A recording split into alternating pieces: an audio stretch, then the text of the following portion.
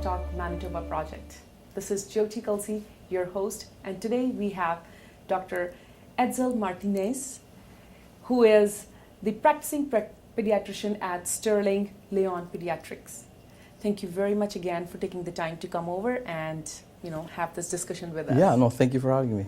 Looks like you had a busy day, but we really appreciate your time and making this a priority. Yes, no, it's really important. We need to communicate with the public and communicate with parents from medical sources so they can get the right information to make the right decision for their children. 100%.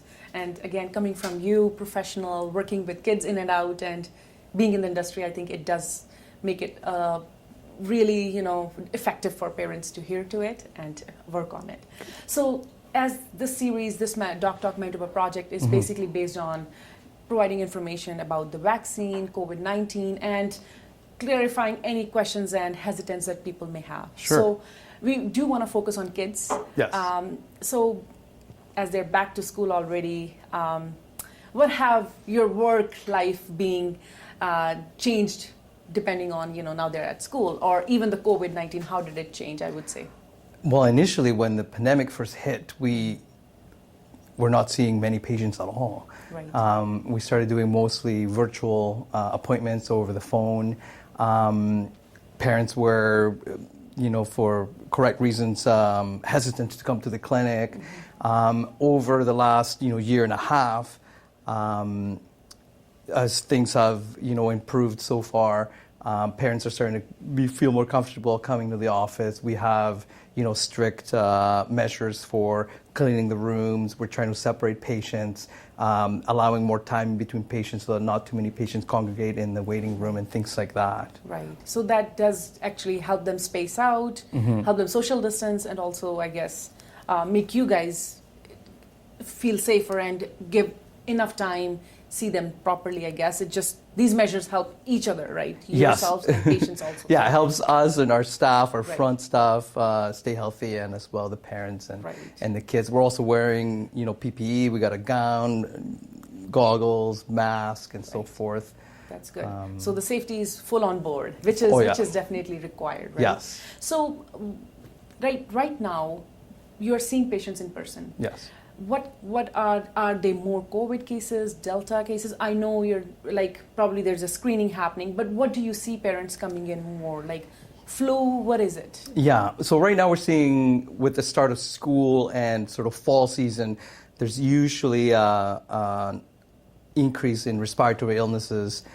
Typically it would be asthma at this time, but also just regular cold viruses like rhinovirus and so forth. So we're starting to see a little bit of that.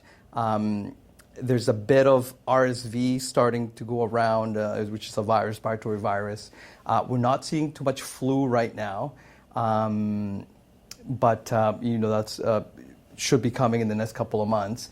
In the office myself, I'm not seeing a lot of patients with COVID. We have not seen, at least in our clinic, a huge increase in the number of patients with COVID-19 despite the Delta variant. And I believe that's true in Winnipeg. If we compare that to the South, our neighbors in the South, they're seeing incredible increase in numbers. We have not seen that here yet. So, but then are there any hard questions, or parents show any concerns about vaccine? Do they probably discuss with you, should I not? Is my kid going to get it, and is it safe for him? What do you say about that? Yeah, I mean, there's many concerns, right? So, and rightfully so. Most parents want to do what's best for their children. Right. So there's a concern about getting COVID itself, the disease. Is my child at risk? Is it safe to go back to school? Is it safe to play hockey? And all these kinds of questions. They're concerned about their child getting COVID and getting sick from it. Of course, they're also concerned, can the child get it and maybe have a mild disease, but can they then give it to the grandparent or something like that, right? So those are all very valid concerns that we discuss in the office. And then there's also the concerns about the vaccine itself.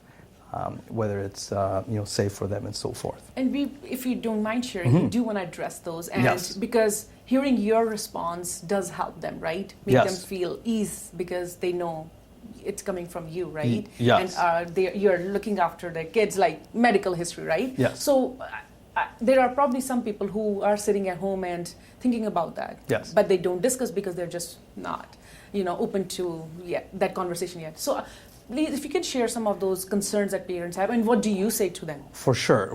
There's many concerns. So parents often ask, the vaccine was developed really fast. Was it developed too fast? So that's one concern that they'll have. They'll also have concerns about the side effects of the vaccine. What are the side effects? Is my child going to get one of those? Is there any serious side effects that my child can have? And then there's also concerns about, is there another unknown potential side effect that maybe could happen a year down the road? Right. But we won't know that because, it hasn't been a year since the vaccine's been around and so forth. So those would be sort of like, in general, three sort of categories. Right. In terms of the first one, so the vaccine was developed really fast. Is it too fast? The technology for the vaccine has actually been around for over a decade, right? So it's an mRNA technology. It has been developed, over a decade. The technology has been there. It was just used. Thankfully, it was around with this new coronavirus. So in terms of, was it too quick? It was not. It's been around for a long time. It was just adapted to this new coronavirus. The safety measures that all vaccines go through a series of strict safety criteria and measures, that was not skipped. So people might have questions about that, but the safety is solid. It's been studied. It went through the proper criteria, so parents can rest assured that those steps were not skipped. The other thing is because it was such a global disease, right. Manufacturers, politicians, scientists came together, sharing information like never before. And that also eliminated a lot of the red tape and logistical hurdles that they have to jump through. Right. So those were removed so that the vaccine could be developed as quickly as possible without skipping any of the safety steps. Right. So I reassure people about that. And then side effects. Yeah, so the most common side effects are, a sore arm, some redness, maybe some fatigue, headache, muscle aches, flu-like symptoms. So those would be the most common by far, usually in the first 24 to 48 hours. Mm-hmm. And by far, those are the main side effects. Now, of course, I'm sure it's been on the news and stuff, heart inflammation was picked up through surveillance as a side effect. Mm-hmm. So usually that's for sure a side effect. It's a rare side effect, but it does happen. We estimate about, according to the Canadian Pediatric Society, less than one case per 10,000 doses. So it's rare, but it does happen. And does that happen because they may have already some kind of condition or?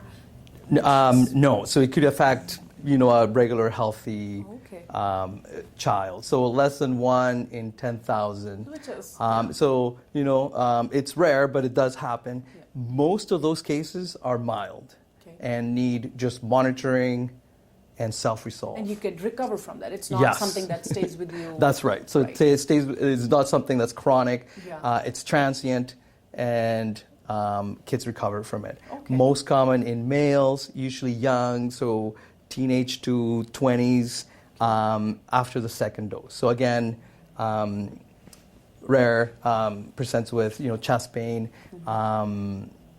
and so people ask about that. Right. I try to reassure them that the risk of COVID itself is higher than the risk of this potentially rare side effect. COVID itself can also cause heart inflammation, and the rate of that is higher than the rate of the vaccine. So we're kind of looking at risks, stratification between the two, comparing risks from one to the other, and the benefit outweigh the risk of potential side effects from the vaccine. For sure. And then regarding the last, sort of, some people will say, well, it hasn't been around for too long. I don't want to use something new and things like that. So we know we have a lot of experience with vaccines. Vaccines have been around for decades and decades. There's no vaccine that has a side effect later than maximum 2 months after it was given. Okay. Most vaccines will have a side effect, 1 or 2 days after. Some of them have a fever or rash or something like that 2 weeks after, and then some of them maybe after 2 months. So there's no vaccine that has a side effect outside of those 2 months, and there's no reason to believe that this vaccine will have a theoretical, unaccounted for side effect outside of that window. The vaccine has been around for, since, I'm not sure, 8-9 months. And we continue to monitor those things. We haven't seen anything past really that time frame. Yeah. So have you had any patient come back to you who is vaccinated and may have had COVID, or? Vaccinated and then had COVID afterwards? Yeah.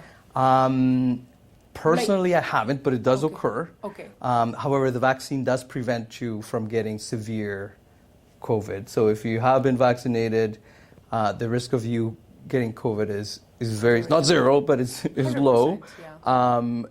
And if you do get it, your chance of getting really sick from COVID itself is even lower because you have some protection provided by the vaccine. And that question comes from that it doesn't become as an history of consequences after the fact. Although you're vaccinated, you got COVID still. It's not like a chronic something that is happening in your body after the fact, is what I was going for. That vaccine does make that risk lower for your body to get affected, whatever the case may be. Right? Yes, the chance of being hospitalized or admitted to the intensive care unit after being vaccinated, if you get a breakthrough COVID, is very, very, very low.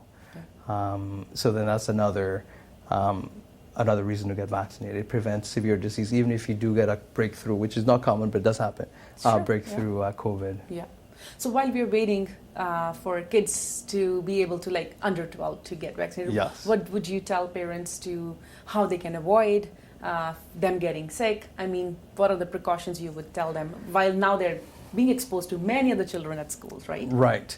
So it's basically the fundamentals that I'm sure parents and the public have heard about a lot by now. Yes. Masking, social distancing, staying home when you're sick, hand washing, avoiding touching your face, and those kinds of things. And the specific advice, it changes depending on how much virus is out there, right? So right now we're in a Manitoba relatively good spot. So in terms of, can they play hockey and things like that. Right now, with the numbers being low, with these sort of fundamental prevention measures, those things are, okay, because kids also need to be physically active and see their friends and talk to kids their age. So right now, those things, we would say are a go. Of course, if the virus cases go up, but these things are fluid, right? They have to be reassessed. Right. All right. Thank you very much for the information you have shared. I guess that does answer many of the questions that parents might be thinking or might be wanting to discuss eventually. So coming from you does make a difference, I would say. Okay, thank you again. Thank you for having me. Thank you. I do want to take a moment to thank Manitoba government and Doctors Manitoba, who do offer help to all the physicians and doctors in offering the exceptional service to us Manitobans. Thank you very much. Stay tuned for more series and get more information about COVID-19 vaccination for kids at Multicultural Doc Talk Manitoba project. Thank you very much.